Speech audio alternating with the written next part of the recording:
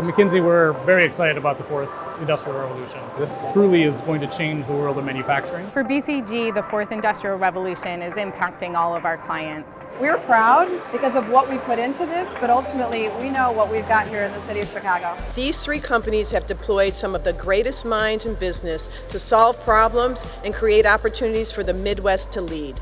It's my pleasure to congratulate Accenture, Boston Consulting Group, and McKinsey & Company as the 2019 Corporate Champion honorees. It's been such a wonderful honor to be able to work with everyone on this project over the last couple of years. While many companies are moving their centers to the coasts, we're trying to bring that back to Chicago. The passion and the commitment, right, that we felt in the room over the course of the last year, knowing that we're going to take Chicago right into this next revolution. And I want to thank mHUB, I want to thank all of the other folks here. We've had such a great partnership as well over the many years. There are a lot of great things ahead, and we're excited to be your partner and help to transform this sector.